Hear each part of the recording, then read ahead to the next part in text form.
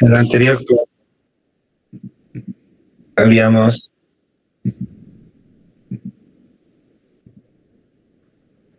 hablado acerca del flujo arterial.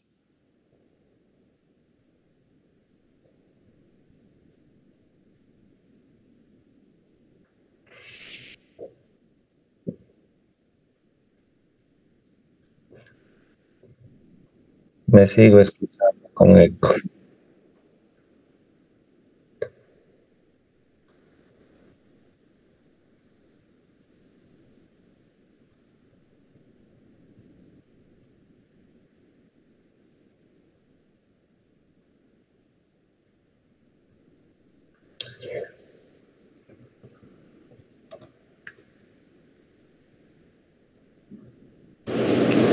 Ahora sí, ven y escuchan. Sí, doctor. Ya.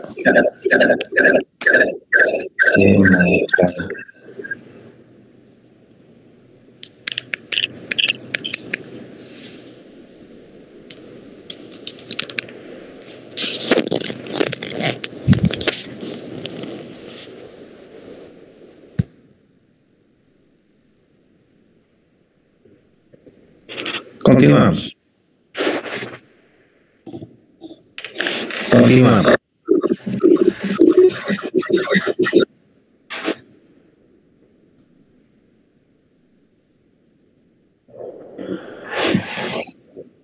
Habíamos hablado. Qué incómodo.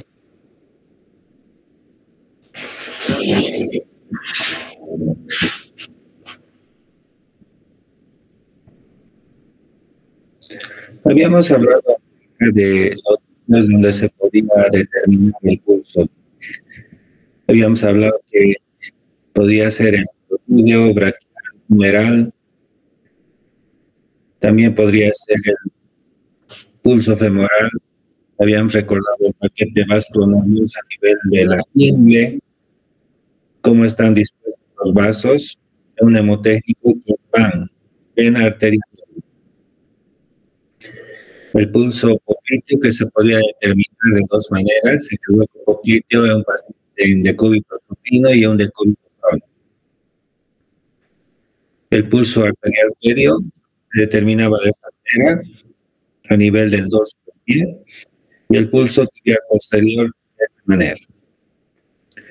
La técnica se utilizaban 3 dedos, un índice para amortiguar la onda de expansión, el medio identifica las características del pulso y el anular evita la onda de retrógrado. ¿Me escuchan y ven, verdad? Sí, doctor, estamos viendo y se le escucha, pero medio raro. Y es que tengo un poco que no puedo solucionar. Seguimos. El pulso arterial se debe determinar las características cualitativas del ritmo: frecuencia, amplitud, igualdad, forma, tensión, simetría, etc. Acá, por ejemplo, vemos el pulso normal de 60 a 90 latidos por minuto. Chicos, me voy a salir, lo siento. Voy a volver. Está bien, doctor.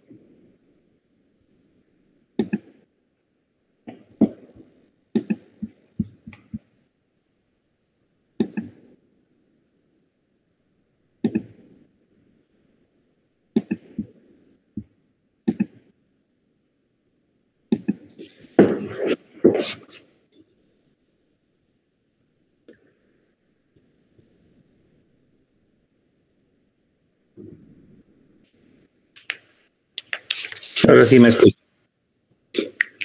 Lo mismo.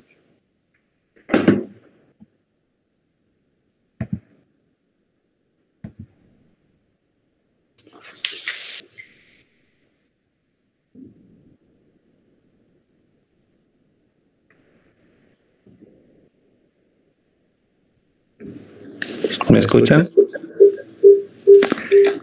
Con eco, doctor. Sí. Ahora sin eco. Ahora, ¿verdad? Sí, ahora sí me eco, doctor.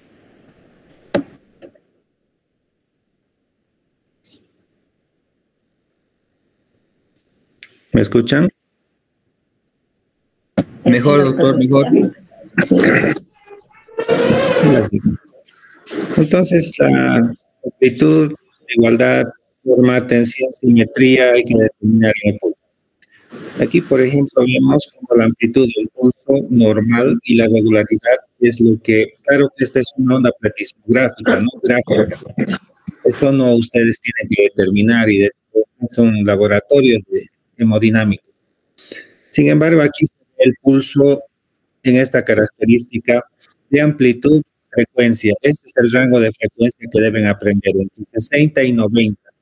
Menos de 60 se llama bradistigmia, más de 100 se llama taquisfigmia.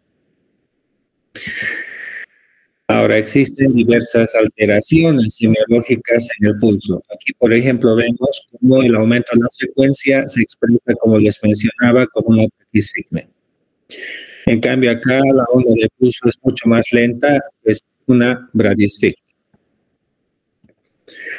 El pulso Zeller es un pulso bastante intenso. Si alguna vez ustedes en el hospital les toca encontrar un paciente con una fístula que realice el cirujano vascular para que el paciente se haga diálisis, tóquenla, por favor. Este pulso es el pulso que aparece en la insuficiencia aórtica y es el pulso llamado el martillo de agua o Zeller.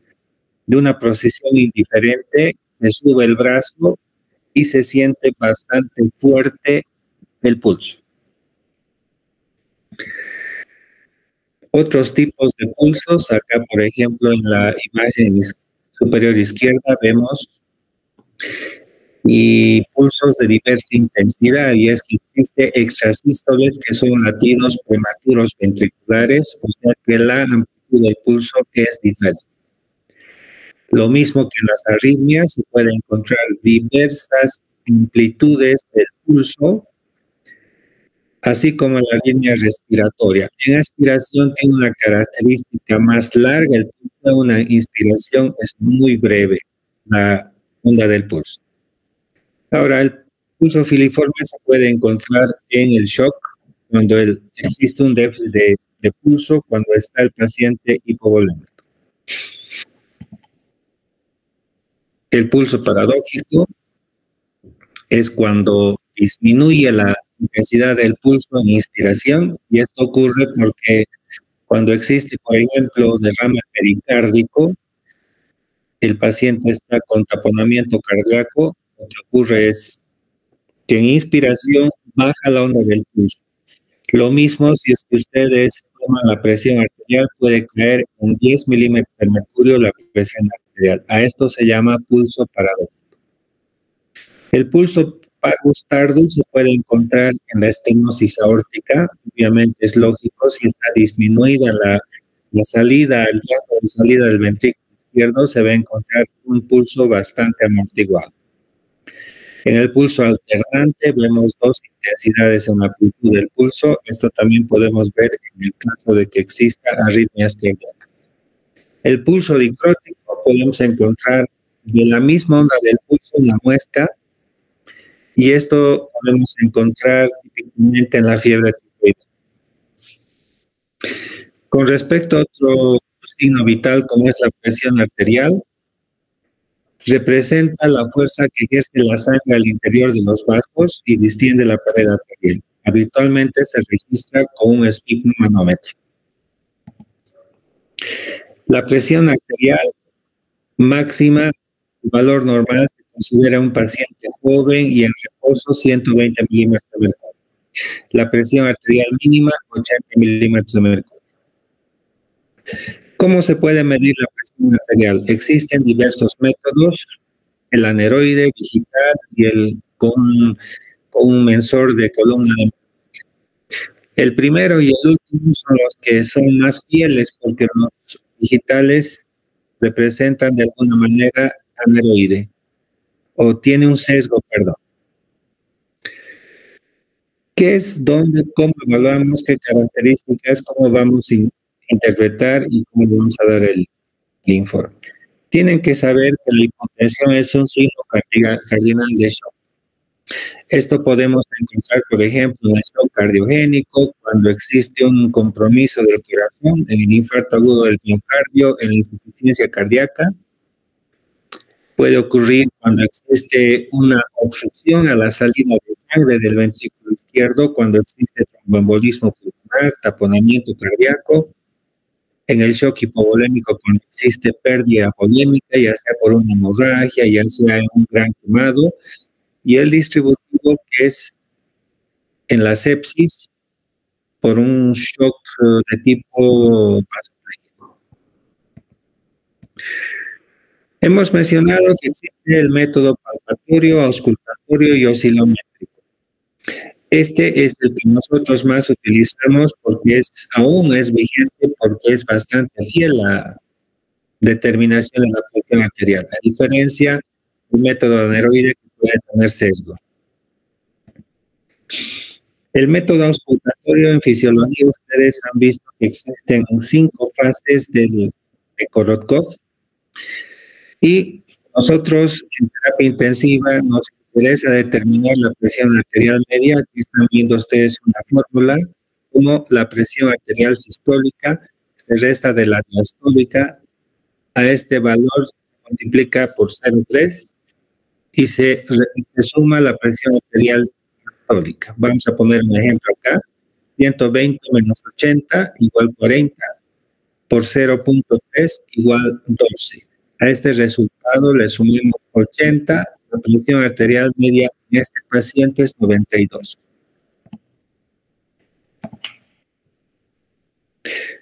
Existen cambios fisiológicos de la presión arterial con el ejercicio, con algunos estimulantes como la troponina, cafeína, y algunos cambios patológicos como por ejemplo la hipertensión arterial y la hipotensión arterial.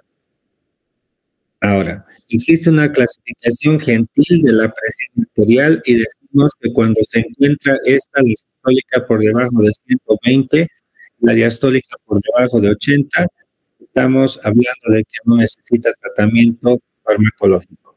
Se habla de prehipertensión cuando la sistólica se encuentra entre 120 y 139, la diastólica entre 80 y 89, hay que recomendar dieta al paciente y hay que iniciar tratamiento farmacológico, probablemente con diuréticos y un agente hipotensor suave.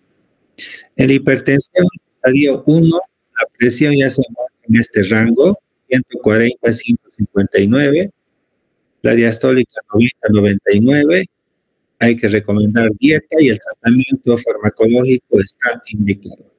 La hipertensión de estadio 2, cuando la presión sistólica está más de 160, la diastólica más de 100, recomienda dieta y obviamente tratamiento farmacológico.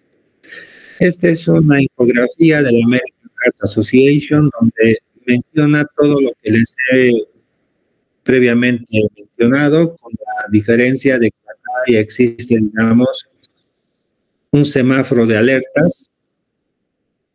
Aquí vemos cómo la presión sistólica, cuando se encuentra menos de 120 o menos de 80, la diastólica se considera normal. Entre 129, la sistólica y más de 80, elevada. Ahí ya se encuentra un rango naranja entre 130 y 139, o la diastólica entre 80 y 89. La hipertensión alta ya se considera más de 140 y la diastólica más de 90. La crisis hipertensiva cuando tenemos cifras entre 100, 200 de sistólica y 120 de diastólica.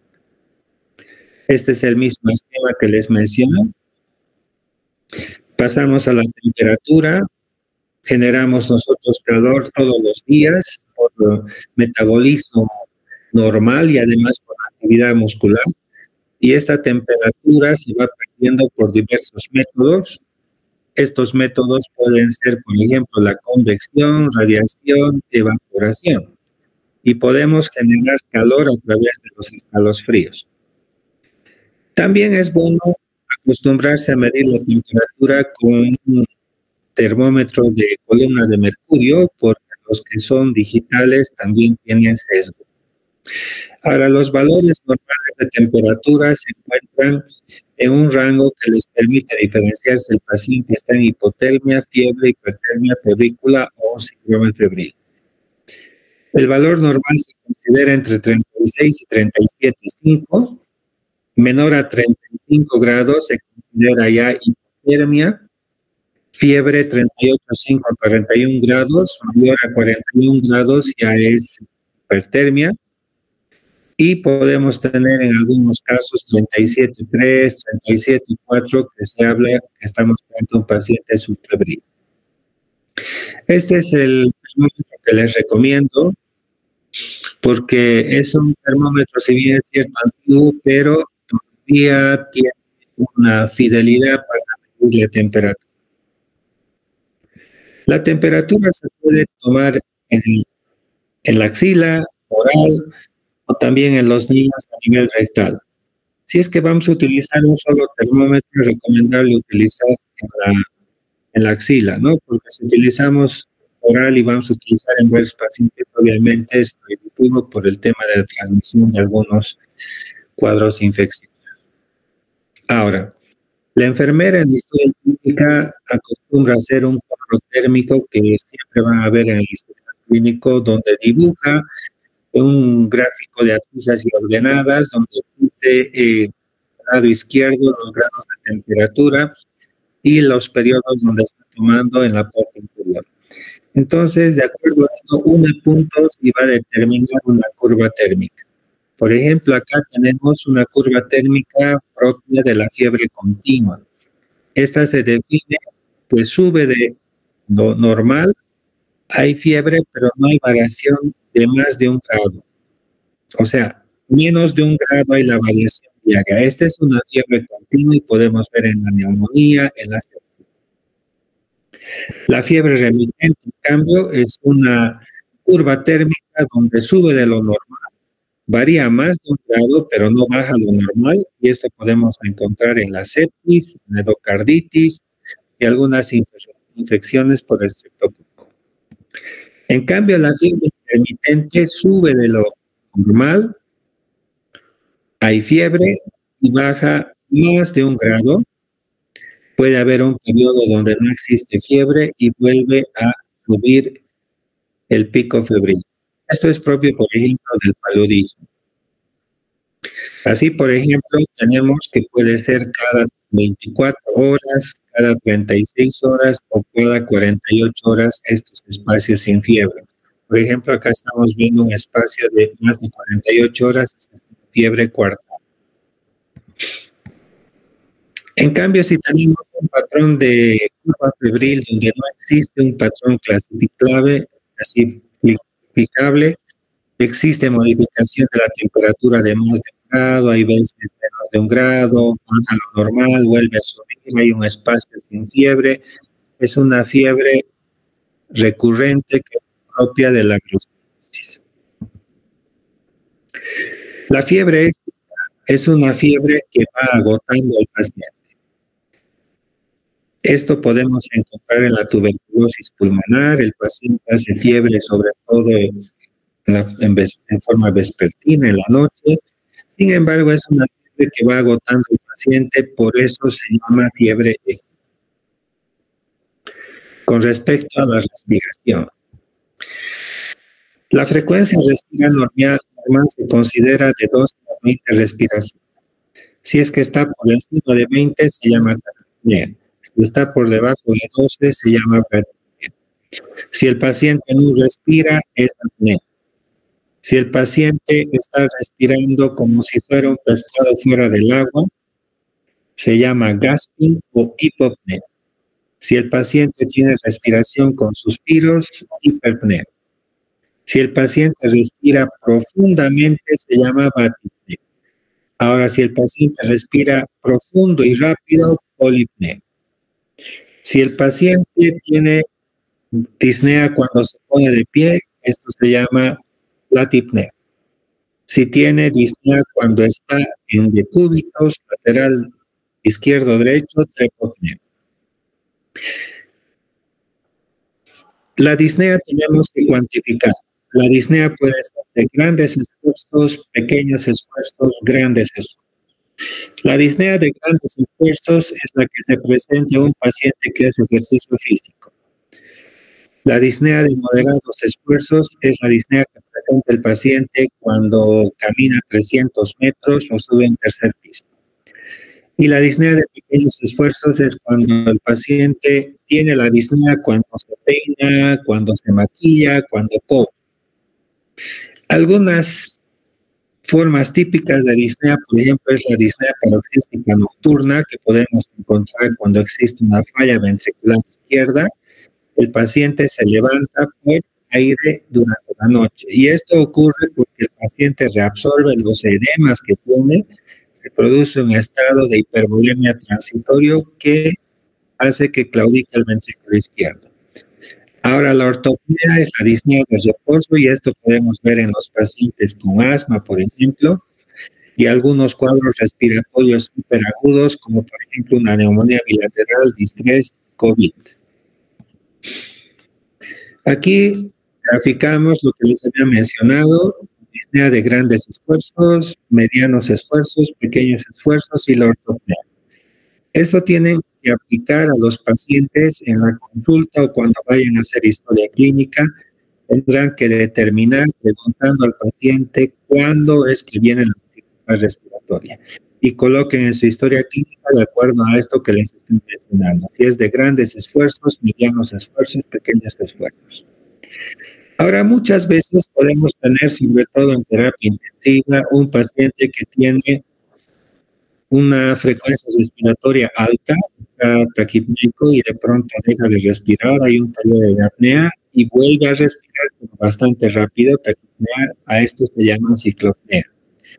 Las ciclopneas pueden ser estas, la de Biot-Chain-Stokes, que se puede presentar en pacientes enfermos por depresión del centro respiratorio o cuando existe un tóxico neurológico. La respiración de Kussmaul podemos encontrar en los pacientes diabéticos propio de la acidosis metabólica descompensada. En el intento del paciente de retirar CO2 del medio interno va a presentar este tipo de respiración. Este es un registro también platismográfico de respiración donde hemos encontrado una curva normal y una curva donde el paciente está respirando rápido, taquipneico. Aquí vemos una respiración acidótica de Kussmaul, no solamente es la frecuencia aumentada, sino la profundidad. Aquí vemos la respiración ciclopneica de Chain-Stokes, donde existe periodos cada vez más aumentados de intensidad de respiración con periodos de apnea y nuevamente el paciente vuelve a respirar de esta manera. Esto también se llama respiración atáxica. Esta es la respiración de Biot. Miren, en todos los casos de ciclopnea existen periodos donde hay taquipnea y periodos de apnea. Para terminar, tenemos la saturación de oxígeno. Este es el saturómetro que les recomiendo que se compren, no es caro, y esto va a ser un instrumento de gran utilidad para ustedes, porque acá ustedes pueden determinar no solamente la saturación, sino la frecuencia cardíaca. El número superior es la saturación y el inferior es la frecuencia cardíaca. Es con un clip donde ustedes van a introducir el dedo por este lado y va a tardar un poquito en acostumbrarse al dedo del paciente y va a empezar a hacer una curva y lanzar una cifra numérica. Obviamente tiene que haber condiciones para tomar la saturación. Esto en un paciente con las uñas pintadas o que está muy frío va a haber un sesgo, ¿no? Muchas veces no se puede tomar.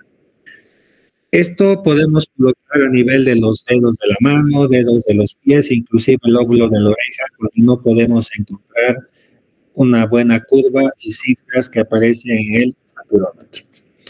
Ahora, la saturación significa cuál es la cantidad de oxígeno que está ligada a la hemoglobina. En condición normal, cada gramo de hemoglobina está llevando 1.36 ml de oxígeno.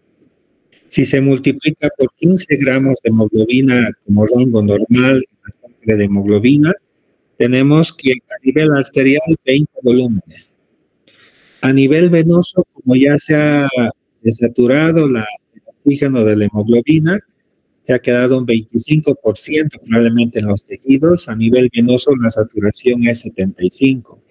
Esto quiere decir que ha bajado la saturación de la hemoglobina en un 25%. La saturación normal tenemos dentro de este rango 95, 99. Si tenemos entre 91 y 94 está dentro del rango normal, pero ya no se está avisando que está con hipoxia leve. La hipoxia moderada va entre 86 y 90, porque les digo esto, algunos pacientes con enfermedad pulmonar obstructiva crónica, por ejemplo, saturan dentro del rango inferior, como es este caso, y consideramos que puede todavía el paciente no presentar disoxia tisular. Y una hipoxia severa es cuando tenemos menos de 86%. Ahora, obviamente, esto nos está indicando de que el paciente está con necesidad de oxígeno cuando estamos dentro del rango de moderado y severa, y podemos dar diversas formas de oxígeno a través de diversos dispositivos, como por ejemplo las puntas nasales, la pulpera, la máscara con reservorio, máscara Venturi, máscaras de alto flujo o inclusive intubar al paciente y conectar a un ventilador mecánico. Aquí tenemos la tabla de la saturación comparando los niveles sobre el nivel del mar. Obviamente a nivel de nuestro medio que estamos 2.600, quizás un poco más sobre el nivel del mar, existe un cierto rango de disminución de la saturación, lo mismo que el CO2. Esto es con respecto a los signos vitales. Lo que hay que recordar acá que después del encabezamiento se toman los signos vitales y estos son el pulso, la frecuencia cardíaca, la frecuencia respiratoria, la presión arterial, la temperatura y la saturación. No sé si tienen alguna pregunta. Adelante. Doctor, disculpe, en cuanto a la saturación del oxígeno, varía en cuanto a cada lugar, si creo que me han explicado así. En Cochabamba, ¿cuánto deberían de saturar nuestros pacientes, doctor? ¿Es el mismo que los valores que nos ha mostrado? ¿O en La Paz también puede variar, no? Puede variar, pero esto está más íntimamente relacionado con la gasometría. A nivel del mar, por ejemplo, donde tenemos 760 milímetros de mercurio como una atmósfera, la presión parcial del oxígeno es 100 y el CO2 es 40. A nivel de Cochabamba, que estamos a 2.600 sobre el nivel del mar, la presión barométrica baja a 560, 200 menos. A nivel de La Paz, 260, ya casi 300. Es lógico pensar que si está disminuida la presión barométrica que mete la mezcla gaseosa y el oxígeno ambiental, va a haber un cierto grado de hiperventilación. Entonces, a nivel de la altura, a nivel de nuestro medio, la presión parcial de oxígeno va de 65 a 75, no es 100 como a nivel del mar. Y el CO2 entra entre 28 y 32 a nivel Cochabamba. A nivel del mar era 40. Y esto se explica porque nosotros vamos respirando un poco más rápido y vamos compensando con mecanismos de aumentar los glóbulos rojos probablemente mucho más en el altiplano. Y estos son los cambios fisiológicos que se presentan en la altura. Sin embargo, la saturación no existe, digamos, un gran rango de diferencia. Si bien es cierto que a nivel del mar se puede inclusive saturar 100%, a nivel de nuestro medio es muy variable. Podemos tener pacientes que inclusive vas a ver saturar en el aparato hasta 100%. Y te debe preocupar en realidad y en resumen si la saturación acá o allá está debajo de 90. porque en realidad esto no se trata del ingreso de oxígeno a los pulmones y a la sangre. Esto se trata de cuánto se haya saturado el eritrocito de oxígeno. O sea que gran variedad de altura no existe. En los gases arteriales sí. En la saturación, porque el paciente puede estar respirando más rápido, puede estar en un ambiente más aireado, varía mucho. Sin embargo, recordar que la saturación de 90 a 100 se considera normal. Si está debajo de este valor de 90, estás hablando de desaturación y esto puede condicionar hipoxia tisular.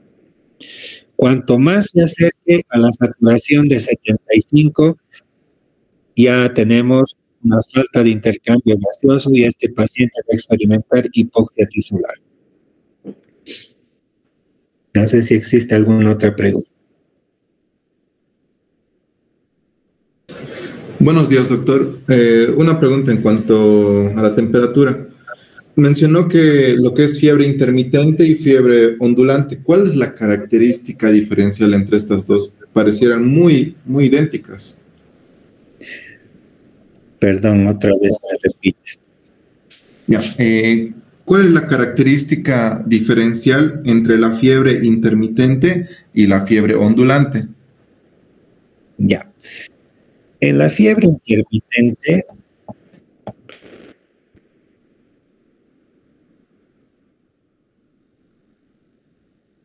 existen unos gráficos y unos picos que se parecen mucho. Si te das cuenta, el valor normal sube a fiebre. Existe un nicho donde no hay fiebre y vuelve la térmica. Entonces, a esto se llama terciana, si es que ese nicho, ese intervalo va a ser entre 24 y 36 horas, sin fiebre. Pero si es más de 48 horas, se va a llamar cuartana, ¿ya? Si te das cuenta, los picos de fiebre se parecen bastante.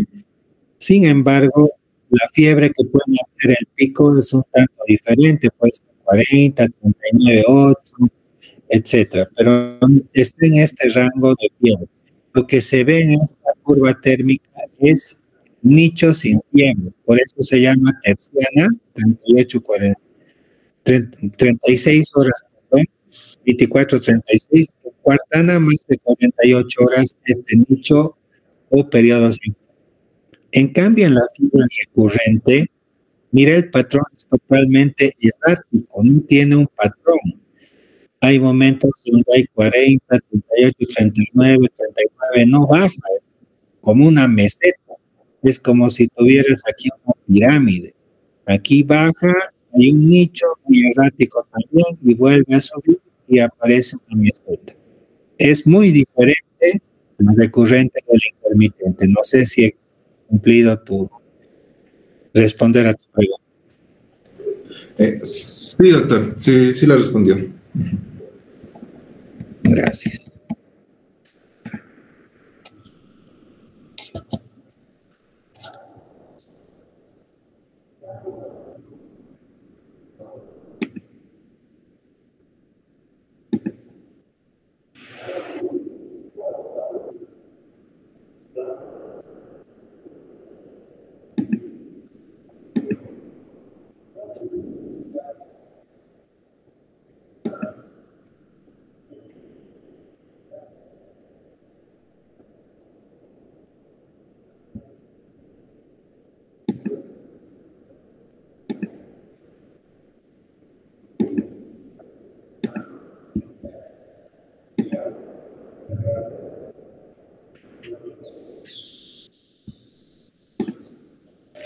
Ven y escúchame. Sí, doctor, se ve y se escucha. Muy bien, después del encabezamiento del examen físico que tenía 7 aspectos, esto era la orientación, el biotipo constitucional, la marcha, posición en el lecho, índice de masa corporal, fases que hemos abundado en exceso y las mucosas. Vienen los signos fundamentales: la determinación de la presión arterial, saturación, pulso, frecuencia cardíaca, frecuencia respiratoria y temperatura. Viene la exploración de la piel. Y en la exploración de la piel tenemos que cumplir algunos requisitos. Tenemos que primero determinar el fototipo de la piel. Miren, estos son los diferentes tipos de color que vamos a expresar como fototipo. No podemos decir quizás blanco, no estamos seguros si es morena, si es negra o negro el paciente. Entonces, más técnico se escucha si tenemos colocado en la historia clínica los fototipos de la piel. Y aquí está la clasificación de los fototipos. Va del 1 al 6. Los de tipo 1 se queman fácilmente, nunca se broncean y siempre se enrojecen. Estos son los pecosos, pelirrojos, típicamente la raza. El fototipo 2 se quema fácilmente, broncean muy poco, son los rubios, blancos rubios. El fototipo 3 se queman moderadamente, se broncean progresivamente, son los morenos, ¿sí? El grado 4 se queman poco, siempre broncean bien, son los latinos. El grado 5 se queman raramente, siempre están bronceados como los árabes asiáticos. Y el grado 6 se queman muy raramente, son muy pigmentados, es la raza negra. ¿Qué quiero decir? En la historia clínica tienen que colocar cuando comiencen piel el fototipo que ven en el paciente. Y apliquen esto, ustedes tengan esta imagen y digan si es un fototipo 1, 2, 6, etc. Segundo, tienen que determinar la temperatura, si el paciente está frío o está caliente. Tercero, tienen que determinar si es que está húmedo o seco. Esto quiere decir, el paciente puede estar con una diaforesis perlada, está hiperhidrótico, ¿verdad? El paciente tiene la piel seca, está anhidrótico. Ahora, la turgencia y la elasticidad de la piel. Esto recuerden que la piel, cuando es joven, no hace pliegue, no está arrugado. Entonces, si ustedes ven este tipo de piel en el paciente, la turgencia y la elasticidad está conservada. Pero si tienen un paciente donde está francamente arrugada, estirada, hace pliegue, acá colocan que la turgencia y la elasticidad está disminuida. La piel es un espejo. Es el órgano más grande y extenso. Es nuestra cáscara. Cubre un área de casi 2 metros cuadrados. Imagínense esta longitud. Estuviéramos calculando en línea, el espesor medio es tan delgado como 10 milímetros. Y si tomáramos la piel de un paciente, el peso va a 4 kilos, obviamente, sin incluir la hipodermis, el tejido celular subcutáneo, ¿no? La hipodermis del tejido celular subcutáneo. Representa el 100% del peso corporal y puede llegar a hasta 1.8 litros de sangre, que cuando tenemos shock, la piel presta sangre al sistema vascular, es lo que se llama la relajación inversa de alarma en fisiología. Esta es la piel que ustedes ampliamente conocen por histología, desde la capa más superficial, la epidermis. Existe un estrato donde existen los receptores de Pacini, Meissner, Krause, Finney, etc., ¿no? Y existe una armadilla de grasa en la profundidad que es amplia y con pocos vasos, que es la hipodermis. Miren todas las funciones que tiene la piel. Tiene una función de barrera, protege de sustancia química, oleosa, tóxica, puede preservar en el interno su temperatura, la pérdida de agua, absorbe las agresiones físicas, actúa como un amortiguador, interviene en la termorregulación, es decir, que nos permite la sudoración, para perder calor, transpiración. Es importante la síntesis de vitamina D porque en la piel, por acción solar, se convierte en 1-hidrocolecalciferol. Cuando pasa al riñón, se convierte en 1,25 de hidrocolecalciferol, que es la forma activa de vitamina D. Nos permite a través de los diversos receptores recoger calor, frío, vibración, etc. Es un órgano de expresión. Cuando una persona está avergonzada, se dilata y existe un flashing de un color rojizo en la piel, ¿no? O puede haber vasoconstricción y palidez en caso de temor, o existe hiperhidrosis y aferesis en caso de ansiedad. Obviamente forma parte de nuestro aspecto psicosocial, la característica del pelo, cómo están los pelos y las uñas. Es lubricante la superficie cutánea a través de la secreción de sebo por las glándulas sebáceas. Es un órgano de presión, nos permite rozar pliegues, es una reserva nutricional del tejido celular subcutáneo. El olor también es determinante por la piel porque puede haber un mal olor por la secreción de glándulas apócrinas, la anhidrosis, urinorosis. Interviene en la cicatrización a través de los fibroblastos y existe una identificación muy personal a través de los dermatoglifos.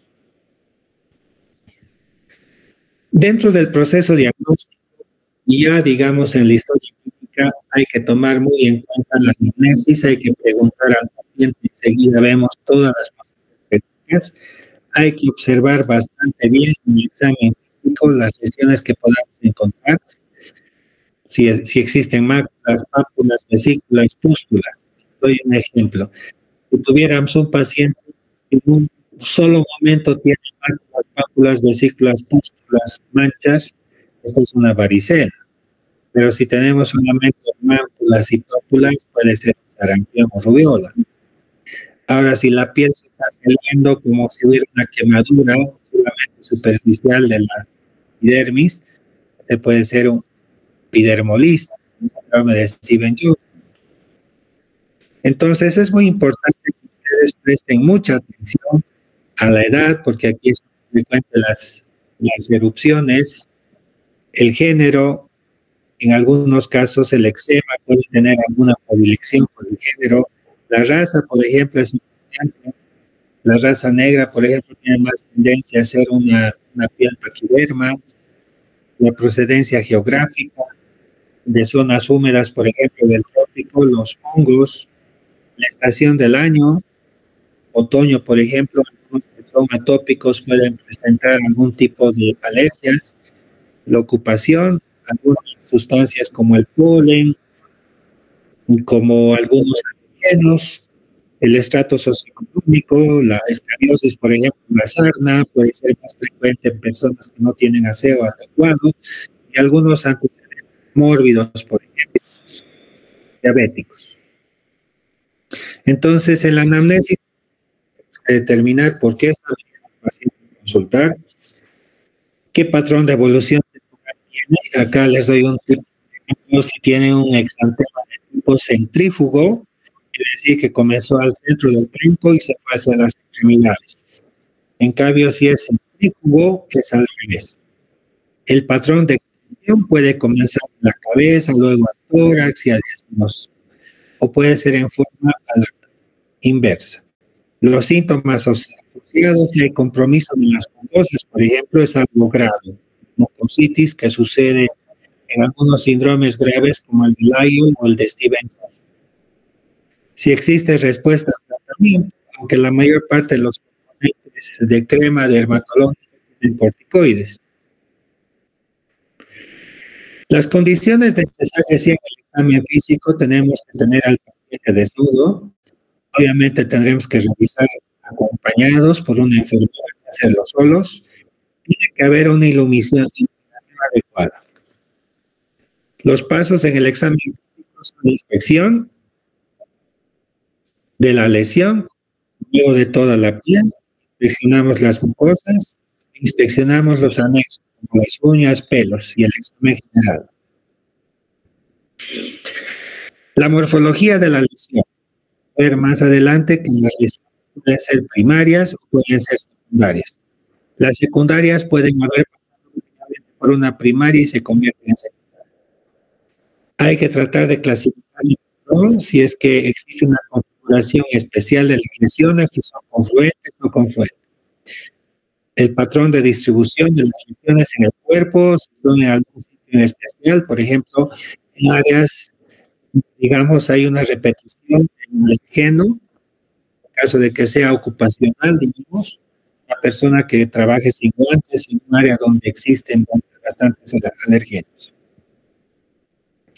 Entonces, acá hay que mirar la lesión, la forma, los bordes, el color, localización, tamaño y superficie.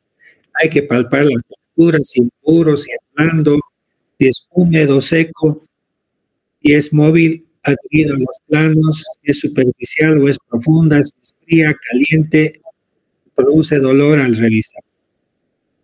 Existen signos dermatológicos típicos, como por ejemplo el signo de Nikolsky.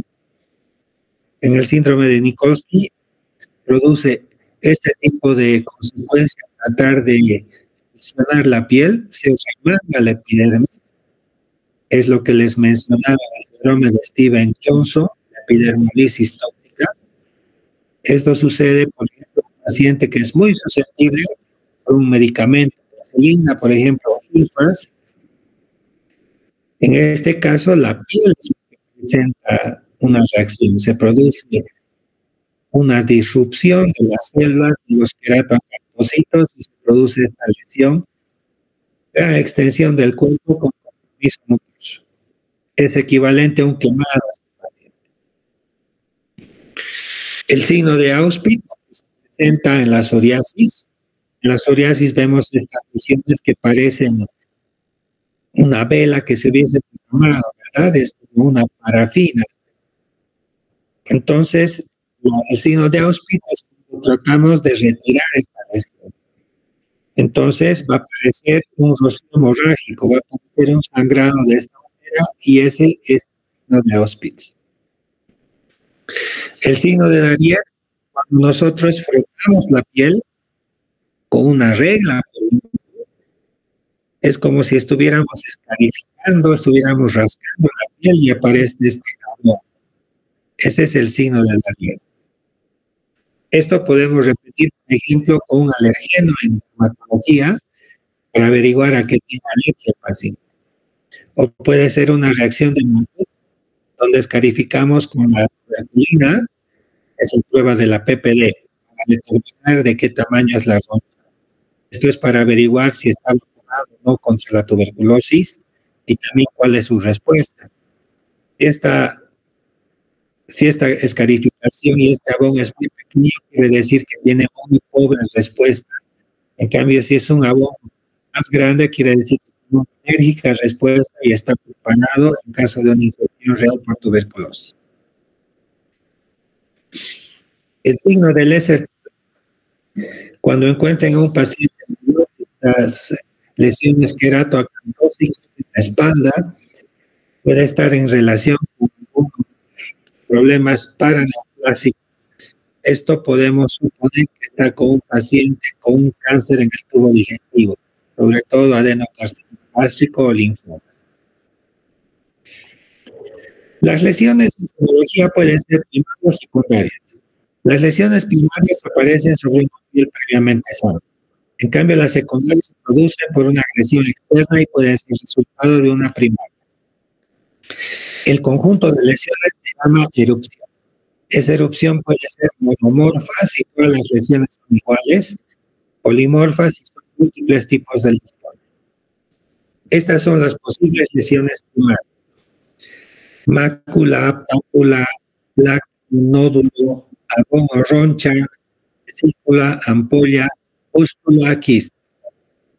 Las lesiones secundarias pueden ser escama, costra, escaro, gangrena, erosión, escoriación, fisura, úlcera y cicatriz. La mácula es una alteración del color sin relieve ni cambio de textura, no es palpable. Puede ser eritematosa debido a proliferación vascular o vasodilatación. Puede ser purpúrica por extravasación hemática. Puede ser hiperpigmentadas por aumento de melanina. Pueden ser hipopigmentadas por disminución o ausencia de pigmento melánico. Aquí tenemos, por ejemplo, encontré esto en internet. Puede ser hiperpigmentadas.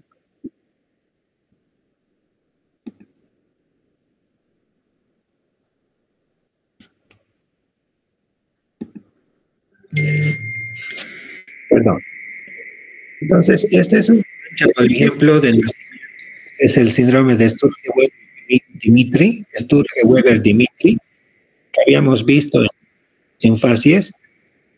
Esto sobre todo predomina en la cara, es una mancha de color rojo vino. Esto es provocado por un hemangioma del trigémino, del quinto par. Aquí vemos una necrosis. Aquí vemos un nervio de hito. Es una mancha de nacimiento, es la mancha mongólica también se llama. Aquí vemos las víbices, una alteración del color de la piel. Ese es el nevo gota, así nacen los pacientes. Aquí vemos un nevo intradérmico, aquí vemos una leucoplaquia, aquí vemos manchas de color café con leche. Esto puede ser el inicio del síndrome de von Recklinghausen. Aquí vemos un tatuaje.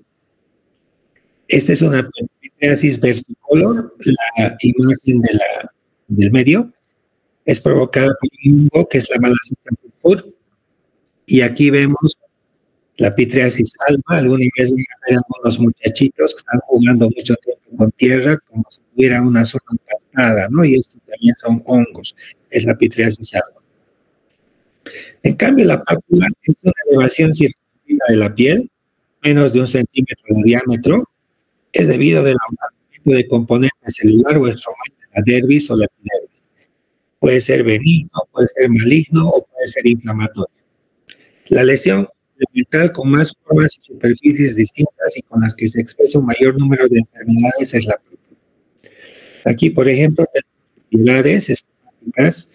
Puede ser una pápula plana, el líquen plano, puede ser así hemisférica en el caso de un nevo melanocítico, ligeramente sublevada en la paniculitis, acuminada en el extremo agudo, papilomatosa el nevo intradérmico, digitiforme en la verruga y umbilical en el molusco contagioso.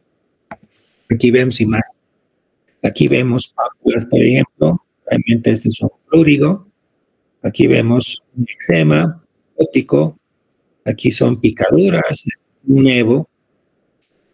Acá también son diversos tipos de nevos.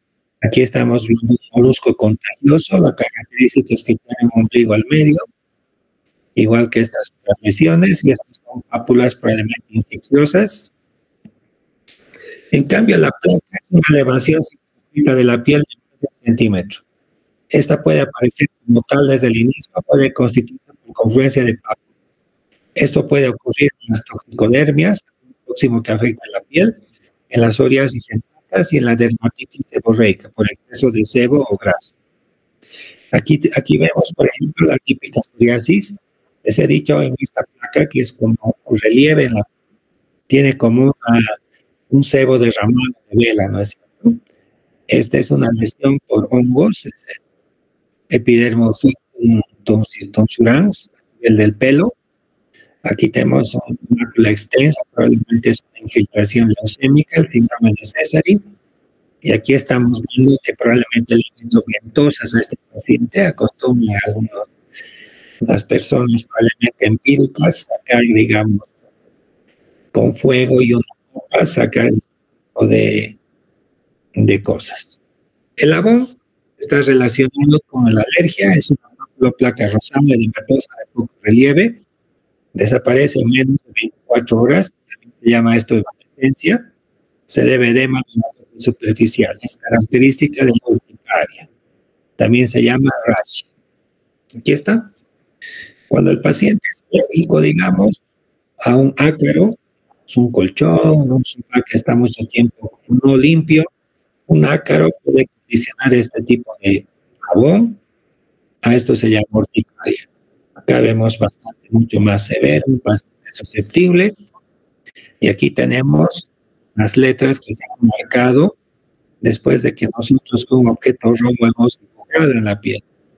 Y se ha profundizado, se ha notado un relieve. Esto se llama dermografismo.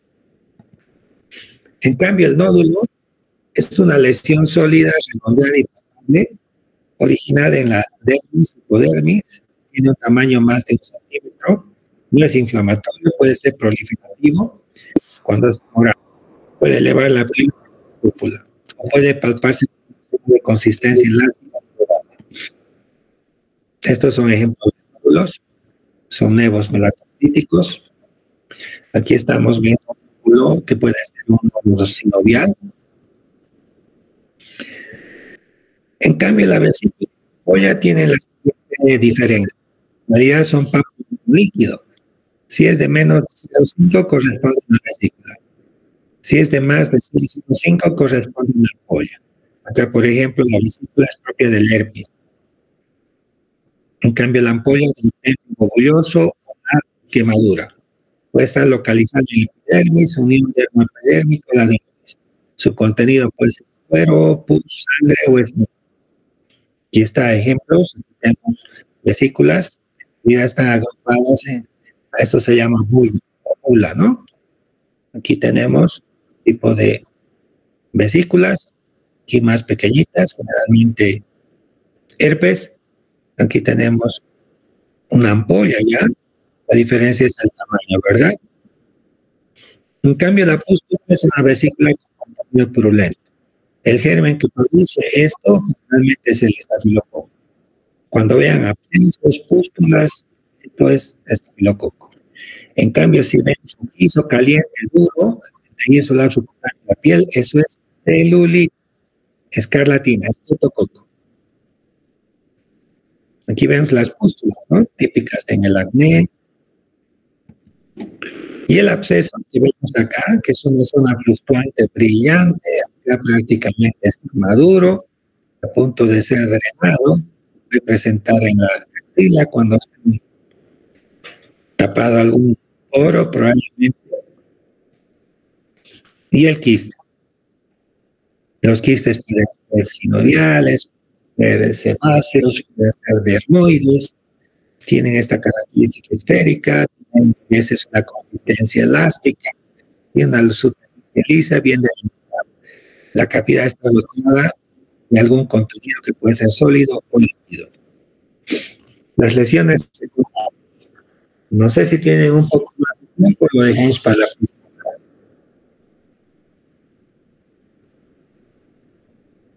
¿Me escuchan, verdad? Sí, doctor, se escucha. ¿Seguimos o lo dejamos aquí?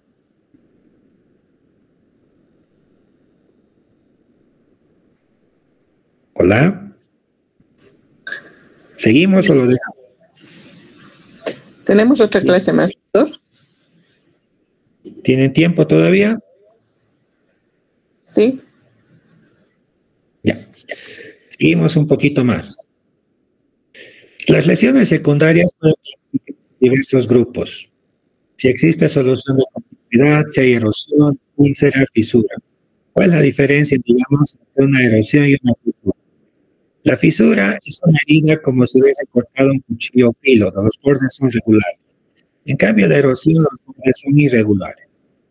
En la úlcera existe una gran pérdida de sustancias, como un cráter.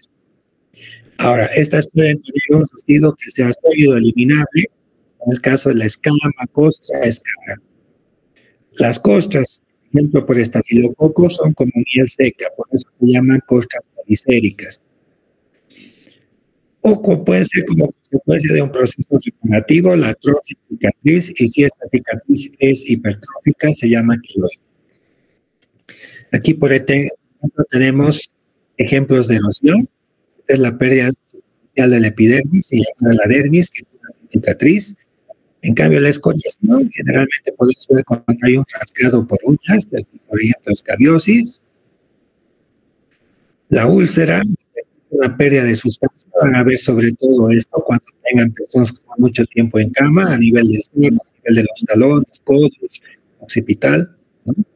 Hay que siempre determinar las características de los bordes, el punto, si hay secreción, cómo está la piel circundante. Puede también ocurrir tumores malignos que se ulceran.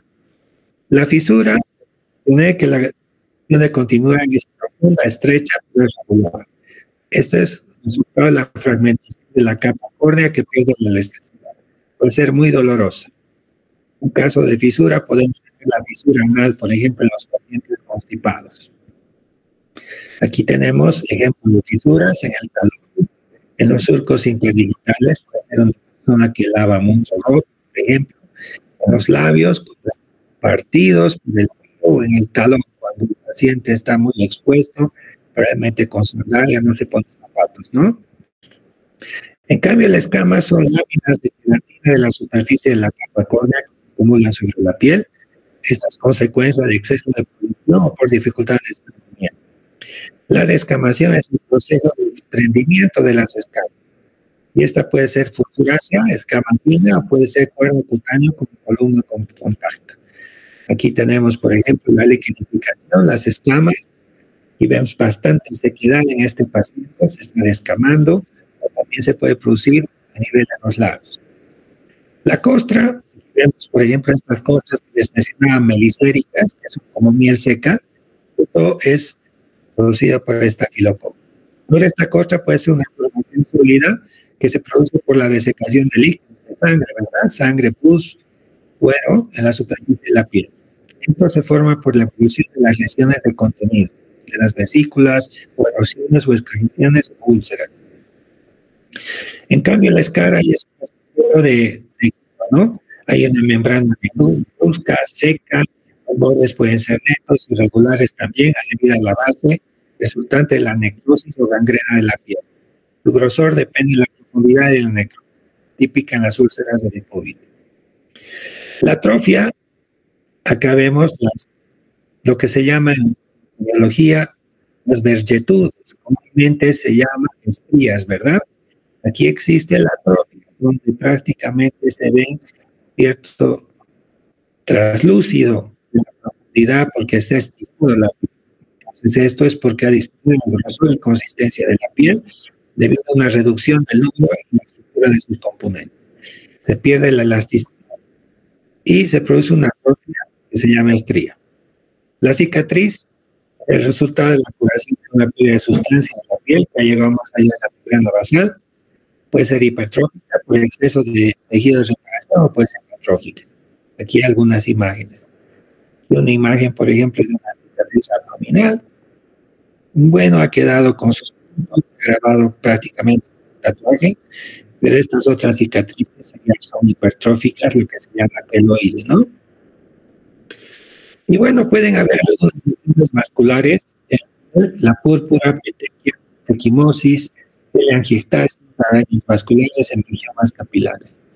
Aquí vemos, por ejemplo, un caso de púrpura, es no decolorable a la presión, un diámetro mayor de 0.5, se puede producir por alteraciones vasculares o por infección, por ejemplo, el meningococo, el síndrome de este síndrome, enseguida me voy a acordar. Las petequias son una coloración roja purpúrea, no decolorable a la presión, diámetro de menor de 0.5. Esto es causado por alteraciones vasculares y infección. La equimosis es la coloración roja purpúrea, no decolorable a la presión. Es causada por destrucción de vasculares, traumatismo. El angioma o las arañas vasculares, esto puede ser en los hepatópatas, cuando no están conjugando bien los estrógenos, empiezan a aparecer arañas vasculares, lo que se llama neocorticoideos o teleangias. Estas lesiones pueden ser eritematosas, se producen por dilataciones de vasos y pueden tener la forma central y algunas extensiones como son lo que parece una araña vascular. Este es un angioma vascular capilar, para determinar, equivalente al Sturge Weber-Dimitri, pero en algunas otras zonas causadas por dilatación patológica de los capilares. El síndrome que les me olvidé es el síndrome de a ver. Eso es todo. No sé si tiene síndrome de Waterhouse, que se produce por meningococcemia fulminante y se produce por una cinta vascular diseminada, púrpura y shock profundo. Waterhouse-Friedrichsen. Si tienen alguna pregunta, gracias. Ha sido una maratón de 1 hora y 10 minutos hablando. Es que el departamento me da muy poco tiempo, hacer las clases. Obviamente ustedes se han dado cuenta que inclusive comprimiendo no alcanza el tiempo. Sin embargo, estamos cumpliendo el programa. Ya hemos terminado piel y algunas vamos a comenzar con uñas, cabellos, pelos, tejido celular subcutáneo y ganglios. Con eso terminamos. ¿Preguntas?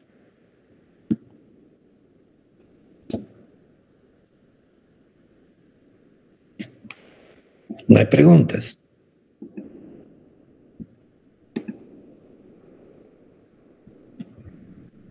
Bueno, si no hay más preguntas, chicos, nos vemos el día lunes. Gracias por su atención. Gracias, doctor. Chao, Zulema.